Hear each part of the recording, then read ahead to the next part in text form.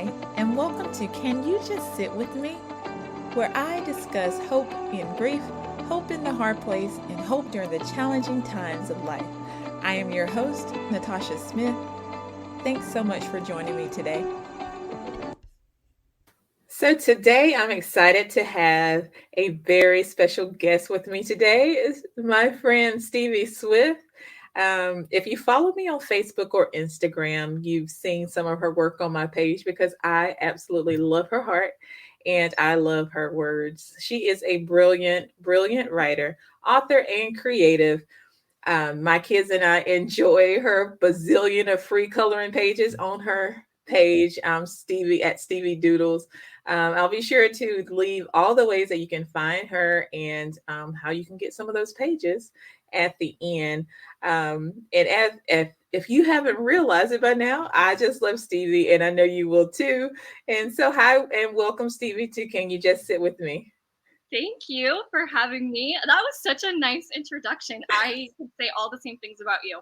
So I just really appreciate that. Thank you. So I am so excited to chat with you today. I'm so glad that you took the time to sit with me, to sit with us here. How are you today, and how what's been happening all the way across the nation? You're on the West Coast, right? I am on the West Coast and I am content today. So that's good. Yeah, that's a good word. That's one of my favorite words. Yeah. I may adopt that. I like that word. So today we're chatting about how, as Christians, we must lose ourselves in order to gain more of Christ. Kind of a pulling off the old man, so to speak, to put on the new, and how this can invoke a sense of loss and grief. So, to get started, Stevie, can you share a little of your background in terms of how God is kind of positioning you to follow Him and fulfilling your purpose in life? Yeah. I talk a little bit about my background just in little bullet points. I guess I'm a single mom. I have an 11-year-old son, and I spent, let's see, 5 years active duty in the military, 3 years in the reserves. I went to law school when my son was, I think he was just about 2. So I went to law school with a toddler, and then I did some lawyering, as I like to call it. It's not a real word, but I use it anyway, for a little while, and then really just felt like God was saying to not do that, which was an interesting thing because in our culture, you go to school for a certain thing, especially a profession like that, as you well know, as an engineer, and you're just expected to then make a career out of that. And that wasn't what God was asking me to do in this season. And so that was something I let go of. And then slowly, I guess I have let go of all kinds of other things. A lot of it's attached to cultural expectations. A lot of it's my own expectations of how I thought life would go. Or you know what there is a lot of letting go of what I thought other people wanted me to do. Mm. Not necessarily what they actually wanted, but what I thought they did. And there's a lot of letting go of that. And so I guess what my life has been marked by in the last, I would say 4 or 5 years since I was letting go of the lawyering, is this idea of making margin and being open to whatever work God has in whatever space I'm in, and being willing to move or make more margin or give or whatever it is. So I don't know. Does that answer your question? It does. It's so good. For one, like, holy cow, for going to law school with a toddler. What? You know what? I would say it wasn't fun. There were parts that weren't fun, but I really enjoyed it. I loved law school. I thought it was so fun. You know that I really love to learn and I love Yeah. books, and I had the GI Bill, and so I didn't have to work or anything. So I just had the child and school, and it was, Mhm. sounds weird to say, but it was kind of a restful time. Just I get it. I yeah. get that. Yeah. Um, it's funny, like how you mentioned, like, so of course my background is engineering, and so it's that letting go of that portion of it. I like some terms that you threw out, cultural expectations, your own expectations, and then expectations or what you thought others thought. Yes. That's a tricky one It because is we tend to think they expect that of me instead of going, maybe I just think they expect that of me. Like yes. a lot of times it hasn't been expressed. This is what I've noticed of myself is I think someone wants something of me or expects something of me, but they haven't actually said that. Mhm. I just think it. Yeah, I totally get that, and I don't want to say I totally have experienced that, but I am experiencing that. Like I go through bouts of that. Yeah, it's easy to do, but I like the term too, just letting go, because that those words in itself is just so um, causes me to think about loss and grief. Yep. So it kind of moves us into um, so a couple of scriptures that I had thought about when I was just thinking about us chatting today. Matthew 16:25, which reads, "For what whoever wants to save their life will lose it, but whoever loses their life for me will find it." And then the other one, 2 Corinthians 5:17, "Therefore, if anyone is in Christ, the new creation has come, the old has gone, the new is here." And so it's that letting go so that we can gain more of what Christ has for us. So what let's chat about, like, what does losing oneself look like, and what does it feel like? Like, So, okay, I'm going to bring in another verse. I don't have the verse, but it's yeah. a parable where the treasure in the field Uh-huh. is I love that. It's one of my just favorite things Jesus ever said. And I remind myself of it all the time too, just when I am going through these things or when I am faced with something where I feel like I'm choosing Mm, Jesus and choosing maybe to let go mm, in order to grab onto something that he has or just to grab onto him. And so this idea of, if you're not familiar with the parable, it's a man who is walking by a field or he finds a treasure in this field, and the treasure is so amazing that he sells everything that he has, completely everything that he has. He lets all of it go in order to be able to purchase this field, because that treasure that's hidden in that field is so much better than anything that he had. And one of the things I like about this is it doesn't say what he had that he had to sell, but you can imagine that there might have been some attachment there, or that it wasn't easy necessarily to let go, but what he was getting was so much better. mhm. And so that's something that I look to a lot as far as when there is a death to self, that it's okay to grieve what I have lost. And it's okay even to 2 years later or 3 years later say, be sad or it's okay to have feelings, I guess, is Yeah. what I'm saying. A lot of times this is presented as we're killing something bad, and we're not always doing that. Sometimes we're Yeah. walking away from really good things, and it's Mm. okay to have feelings about that. and, Yes. and to bring that to God too, and to let that be part of the process as we're Mhm. cycling through what is a grief process. It's a grief process we talked about that just a second ago. I used to think, like, if I felt bad about the thing that I let go, then something was wrong with me. Yeah, yeah, I think that's a natural feeling, but I just don't think it's true. Right. Yeah, I don't. Yeah, I've learned that that's not true.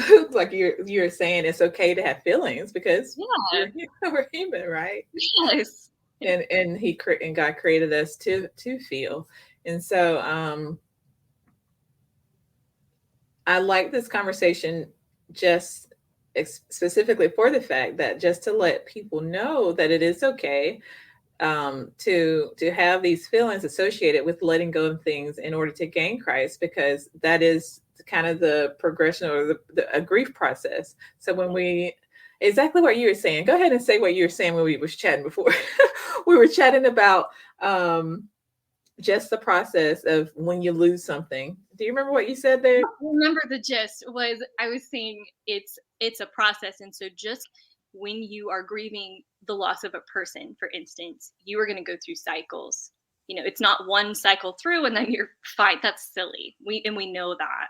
But it's the same when you are letting go of parts of yourself, or dreams that you had or relationships or anything. It's normal to cycle through and to continue to cycle through. It's normal to wake up one day and all of a sudden just be really angry. That's it's okay. And you Yeah. just continue, or I continue to take that to God as I'm cycling through that. Yes, that's exactly. And so when, like you mentioned, just a few aspects of your personal experience, how can you relate that to a grief that you felt maybe, or a sense of, um like relate that to the process, the hmm grief, like the grief cycling. Is there 5 stages of grief? I know I don't like those though, but what how do you like to think about the grief process? it's so fluid. Like Yes. it's so super fluid. And so, I mean, I totally, we can recognize um how someone has put together the stages. Hmm. Um, because I feel like it's based on limited information. I guess that's the slight challenge with it, is that it's based on some limited information that was kind of gathered to say, okay, this amount of people experience something this way, but we're all individuals. And so we experience Yes. things totally different than the next person and the next person and the next. And so with the stages of grief, I believe there's like, acceptance, I think, is like the end. And we're like, okay, really? Only think of anger. That's the only one I can. I know. Anger, confusion, something like that. But yeah, it's actually a few different models out there, but many of them have recanted really what they have said, even to the point of updating their books.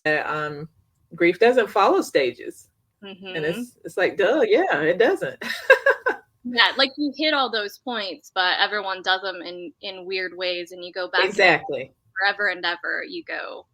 What Yes. about so I saw something one time, and this I can relate, I think, to experiencing the letting go as relates to experiencing loss, is that idea of grief being like a ball Yes. bouncing around in the small jar. Have you seen Hmm. that one? And then like I have. the ball stays the same size, but the jar gets bigger, and so the the pain points of when the ball is hitting it just changes. Yeah. So and feels different. So it's Hmm. more of a, yeah, it just feels different. And maybe you do have more space as time goes on and the jar gets bigger. You have more space in between when that ball's bouncing and hitting. And I think that's similar um, to uh, my experience of losing myself slowly. Because if you take an example of something that I've given up, as my life moves forward and as my jar kind of expands and I have more things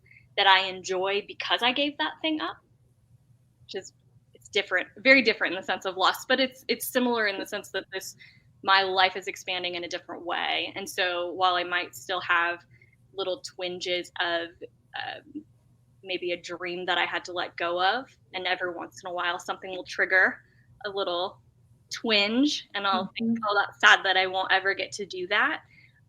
It's less often. Does that Yes. kind of make sense? It totally makes sense, because I've seen that illustration and I love that illustration. It's like the ball doesn't minimize, but the space around it is growing. Right. And so we change and we grow around it. So I love even like the illustration that you shared as well, because it makes total sense how we deal with it in process. Good, because I felt rambly, so I hope that No, hope that makes sense. nope, that was perfect. So one of your recent posts that I don't know if you've ever written anything that I didn't like, but anyways, one of your recent posts says, "My first and most important ministry is wherever God tells me it is." It is so powerful. Those words are so powerful, and undoubtedly, we we all want to be there. So let's chat about the struggle of those words being like coming into fruition. Yeah, that phrase or that truth, I'm just going to say it, that's so true for me, and I live by that, and it's so important to me. I love that you like picked up on that, and because I've shared that before. It's never a super popular post, which is fine, but it's so important to me, and it's like kind of foundational to how I live in freedom, I would say, because I am not beholden, such a weird word, but it's appropriate. I am not beholden to what other people say I must do because of my education or my gender or, where I am, or even being a Christian. I'm not beholden to those things. I'm beholden to what Holy Spirit is guiding me to do today or leading me towards next week, if he shines a light on that a little bit. But that's it. That's my most important work. And there's all these voices saying, do this and do that. And even my own voices. Well, just that list. I said in the beginning, my expectations and others' expectations, and culture's expectations, and all these things. And to be able to quiet those down and say, no, my most important work, my most important ministry is exactly whatever God has directed me to do right now. And to be able to focus in on that is so freeing. I love that, because when we think about losing in order to gain more of Christ, like having that as a foundation of, Lord, here I am, send me, whatever you want, not my will, but your will. I love that one word that you mentioned here. You get to live in freedom. Yeah. Like when you were saying, if we could get to the point where we don't care what others think, we're really only reaching and we're searching for him. Yeah, that's freedom. Yeah, it's freedom. Wow. And just as a caveat, like he cares, because sometimes when I say that, people are like, well, you can't just do whatever you want and treat whatever you want. I know you know that, but God also cares about how I interact and treat other people with respect. So I don't even have to worry about that if I'm only seeking him. Like, he's not going to lead me into a space where I'm being mean or disrespectful or unloving to other people.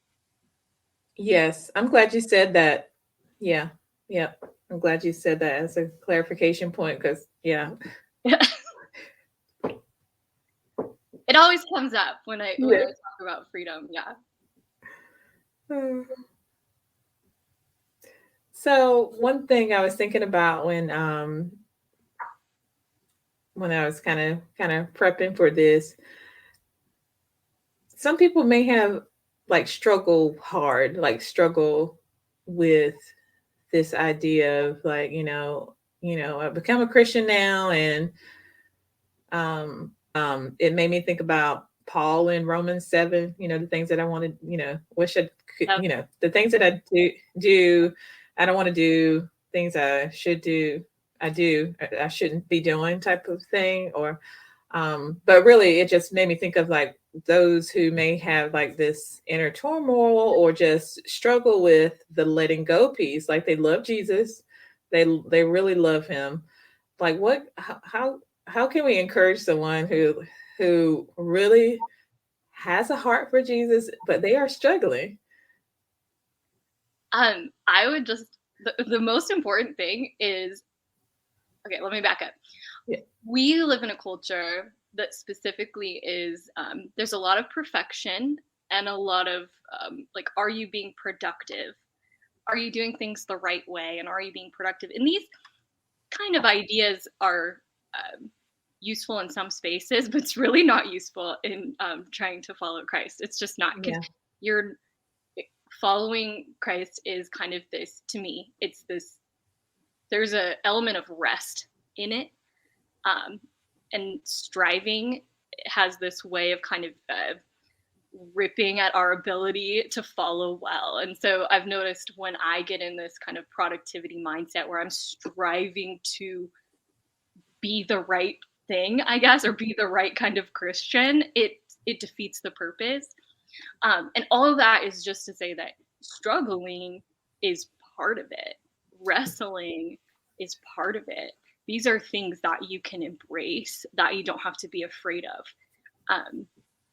And there's so much freedom in that. And that takes a while. And that's also like a cycling, because I go through stages where I feel like I need to have it all together. And I have to go back and go like, no, it's okay. It's okay to wrestle. It's okay to struggle. God sees all of it anyway. I don't have to pretend that I have it all together. I can struggle. And then another way to answer your question, I haven't said this about myself in a while, but it's still true. I'm a slow obeyer.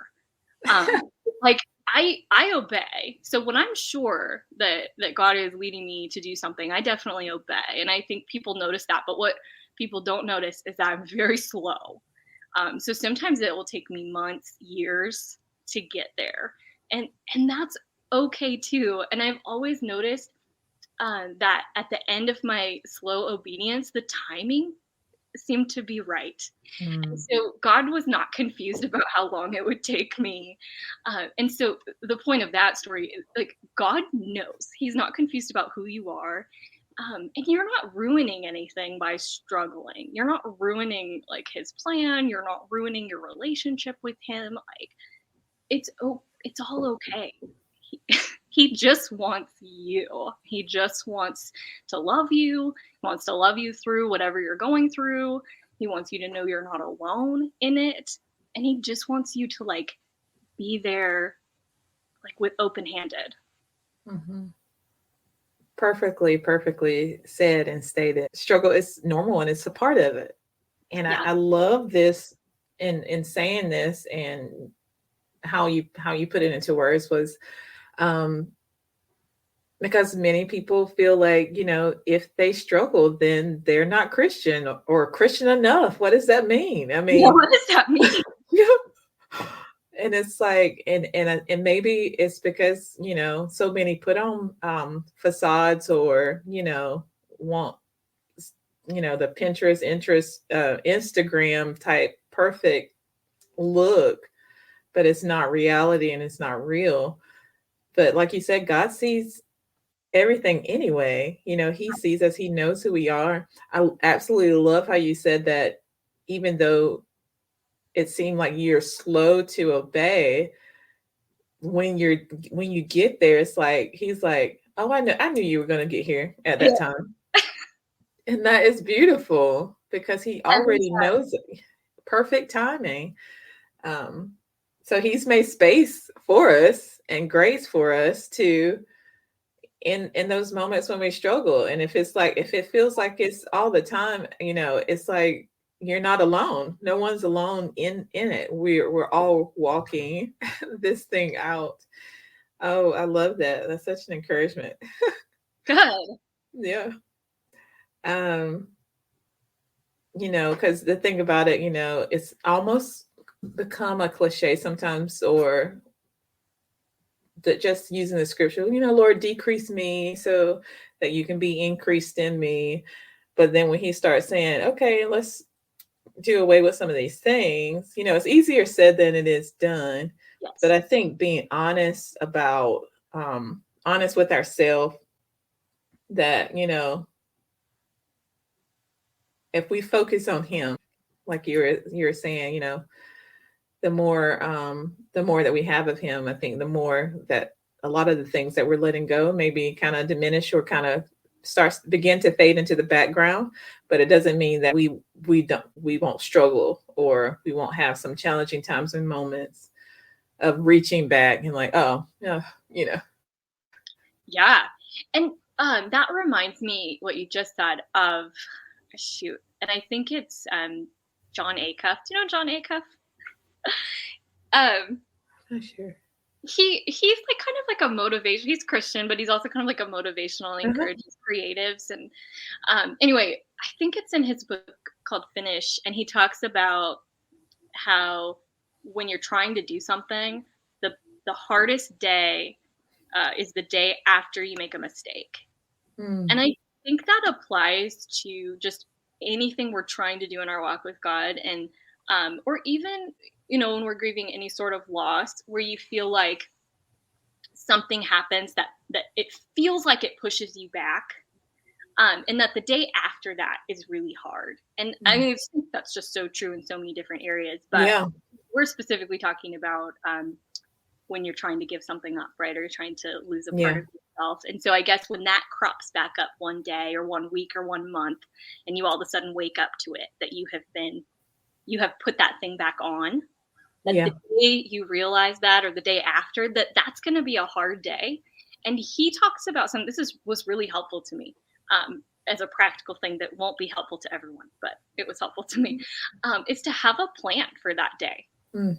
And so something that I do is I know that if I'm trying to do something and I fail, the day after that, or sometime soon after that, I'm going to take myself for coffee and a walk in a bookstore, because that makes me feel really good.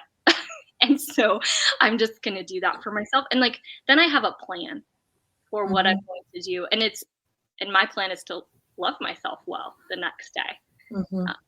That's what coffee in a bookstore feels like. Yeah. Love to sometimes, but that's my plan. And so I think for some people, that's a really helpful bit of advice. It is for me.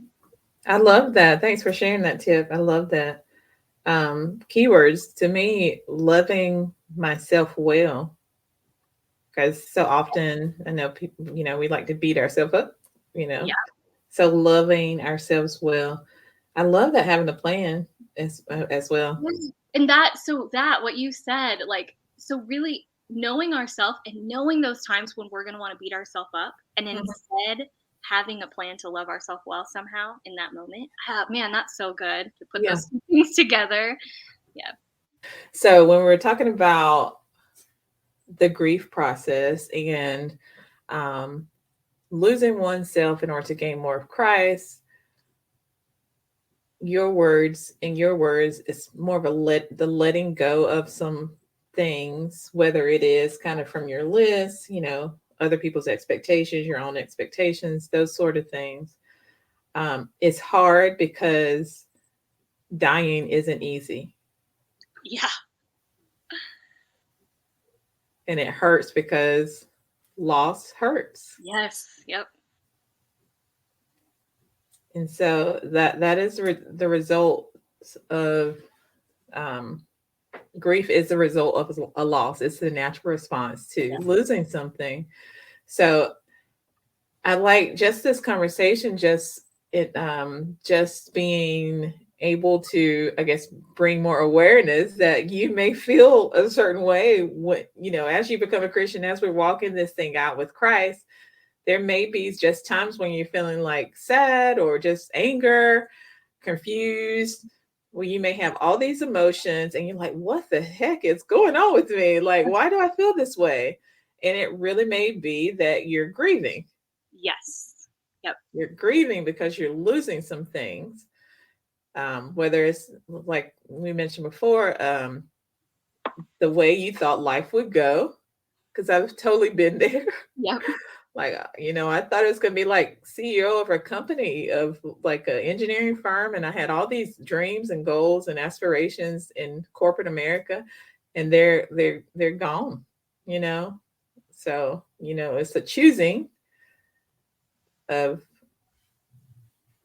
things in order to gain Christ. And I say that in the sense of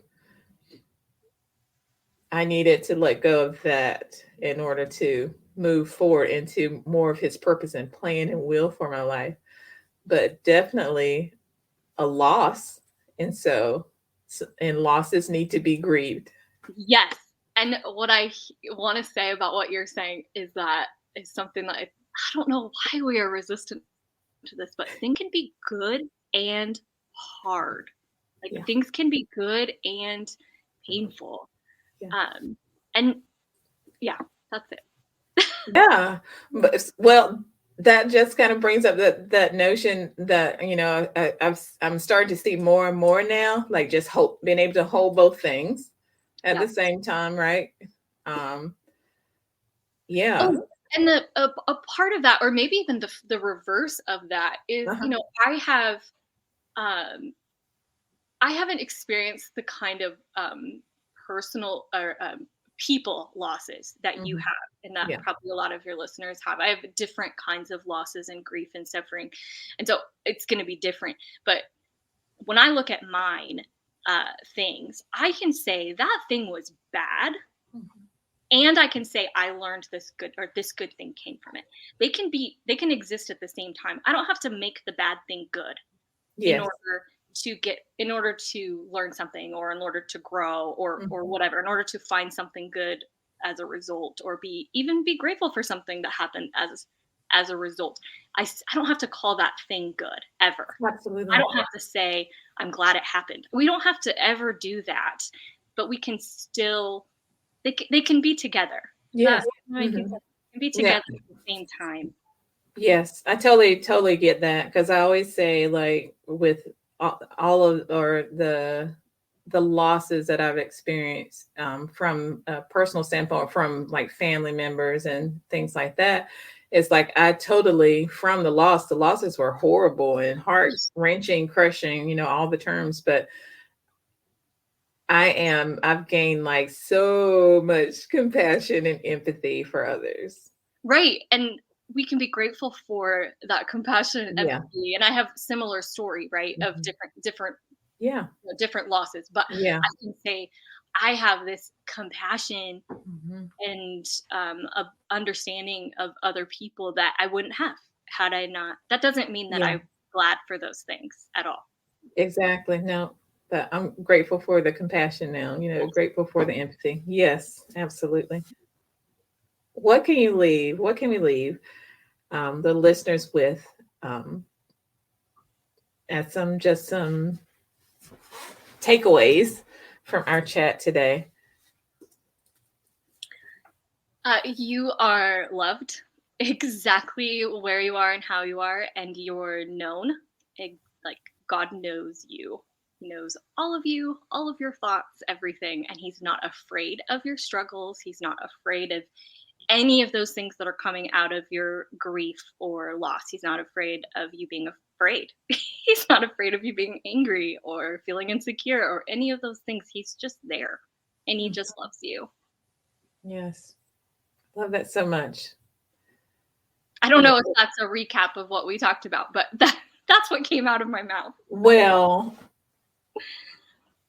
it's the heart of the Father towards us. As we're letting go, and as we're losing some things in order to see him clearer and to hear him better, to seek him, to find him and his purposes and will for our life.